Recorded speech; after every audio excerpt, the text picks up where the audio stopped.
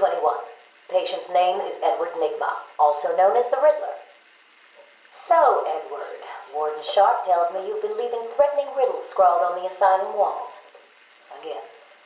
One would have to be severely paranoid to read threats into harmless riddles, Dr. Young. May I test you with one? Very well. What is it that walks on 4 legs, then 2 legs, and finally 3 legs? A human being.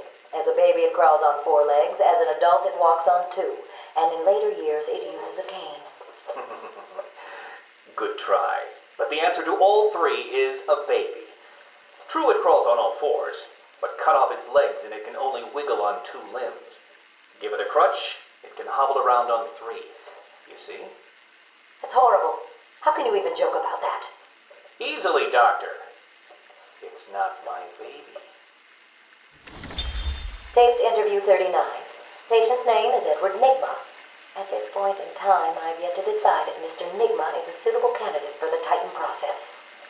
I'd like to talk about your childhood. Miserable. Next. By all accounts, that is where your fascination with riddles began.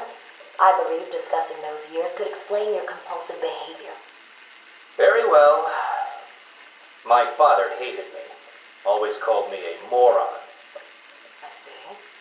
I was determined to prove him wrong, so I entered a contest at school. A $20 prize to the kid who could figure out an almost impossible logic problem. I won, of course. And that pleased your father? Hardly. He was convinced I had cheated. He kept yelling, "You must have cheated! Admit it, you moron! You cheated!" I swore I didn't, and he hit me for lying. I'm sorry to hear that, Edward. Don't be.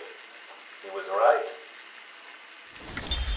Patient interview 44. This is yet another interview with Edward Nigma. I have yet to make up my mind whether he's a genius or just deluded. Whichever one he is, just being in his company is both irritating and exhausting. Hello, Miss Young.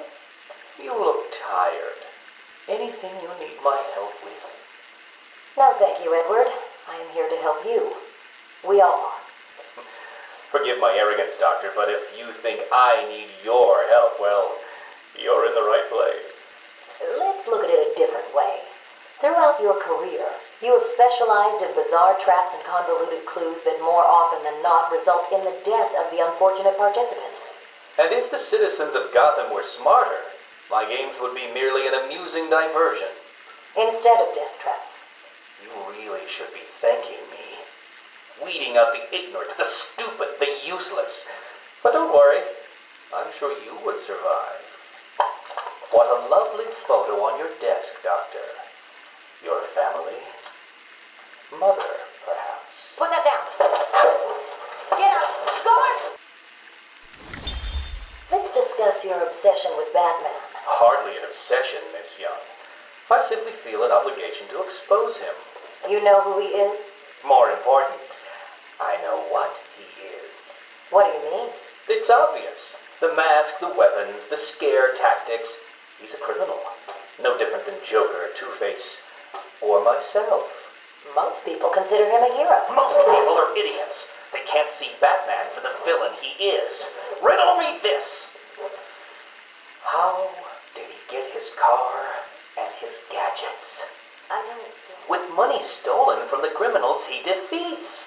Why does Gordon turn a blind eye to his antics? Batman bribes him. The answers are right in front of your stupid, gawking face. Edward, please, calm down. Wake up, Gotham! No sane, law-abiding man does those things. No one's that selfless. Batman is as vile as they come. Security! Security! This is my final interview with Edward. I have gone as far as I can. I can no longer tolerate his mood swings and tantrums. I have more important work to be getting on with. He will be transferred to Dr. Whistler's care as of next week. Good morning, Doctor. How are you today? Fine, thank you, Edward. You're in a good mood. I'm always in rare spirits when I'm about to be released. Edward, you know you don't come up for parole for another 3 years. First thing I'll do is have dinner at that Italian place on 19th Street. Seriously, Edward. I only hope Joker hasn't completely trashed the city. Oh well, I'm sure I'll find out soon enough. Wait, have you been in contact with the Joker? He escaped Arkham weeks ago. And yet, one hears things. What things? What have you heard? Oh, something about a surprise party for Batman. I forget the rest. You know Joker. Yak, yak, yak. Edward, if you know anything, you have got to tell me. Lives could be at stake. What did Joker say? You forget, Doctor. I'm the one who asks the riddles.